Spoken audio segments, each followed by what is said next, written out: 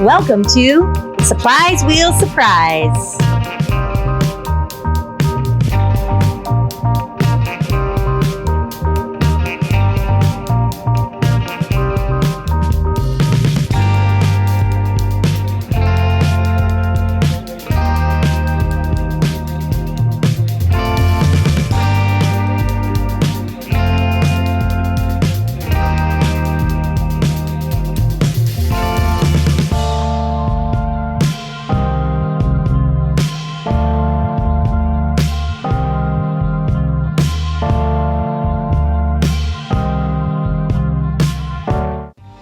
Myriad of art supplies, which means I don't use everything very often, especially when I really enjoy doing one thing or another. I'm pretty good with acrylic, I'm pretty good with marker. There are a lot of these on here that I'm not very fluent in anymore, oil paint being one of them. Gouache I really haven't used in a while, but I do fancy it a little, so I just thought it'd be really fun to do this, where not only does it give me a little bit of inspiration to use something maybe I haven't used in quite a while, but I just thought it'd be a fun exercise for me to try things and, you know, mix it up with some prompts and things that I'm going to be doing. So this week I've decided to take some of the prompts I wanted to work on, such as JimBob's drawing show, Kasey the prompt, Jazza's Arty Games.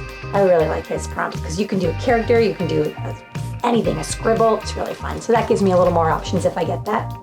I have the 90s lettering list that I really wanted to do, as well as I think, oops, apparently that one wanted to come out. I also have Monsters Go in here as well, because I really enjoy doing a lot of their older prompts that I missed in the beginning. So I'm gonna spin the wheel and then we're gonna pick the prompt. Let's see what we get. Let's go this way first. Almost knocked the damn wheel over. Ooh, we're gonna be working in gouache. So I'm gonna mix these up a little bit more and let's see what we get. Let's dig down for one.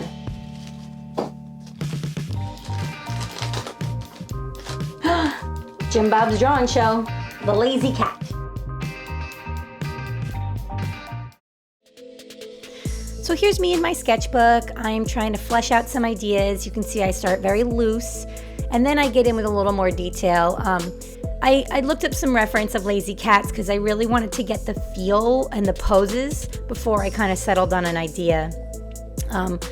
I tend to get very tight with my drawings, so that's why I start very loose now. It's just a way for me to kind of get out of being like tight immediately. Like, you know, I can tighten them up toward the end, but if I start and I get too focused on making it perfect, then I get stuck on that idea, and I didn't want that to happen. So I looked up a bunch of different references, and I really kind of thought about the idea of being lazy. I didn't just want to do, you know, just a cat, you know, I wanted to be a little more creative. So I started getting the idea for the poses and I thought, okay, maybe if I get a good pose, an idea will come to me. And then, you know, I also tried to kind of stretch my style a little bit. I thought maybe should it be more realistic? Should it be more cartoony?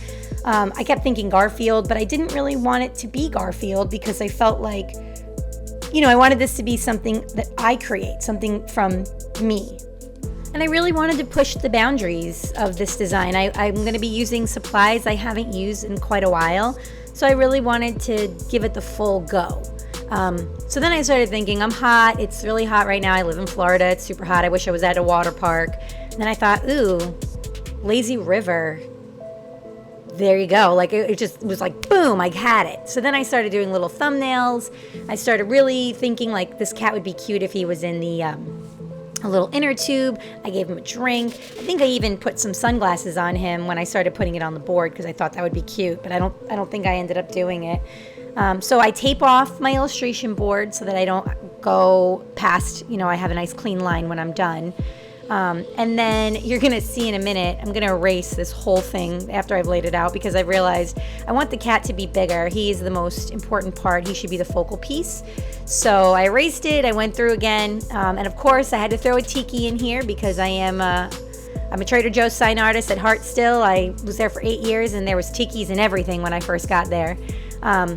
So because I haven't used these acrylics yet, these acrylic gouache, these are the Turner acrylic gouache set, which came on a recommendation from my friend Rich Pellegrino. I went to college with him. He is a beautiful gouache artist. If you don't know him, I'm going to put his link in the description so that you can see. His work is phenomenal. I felt like I had big shoes to fill and a lot to live up to. But so now I have my swatches and I'm ready to go. So I start laying in the larger areas of color, and you can see I'm actually trying to blend because that's what I'm used to with acrylic. But the beauty of gouache is that it's meant to look kind of like a vectorized image where it's very flat, it has just simple shapes, and of course, little Miss Kimber is trying to blend.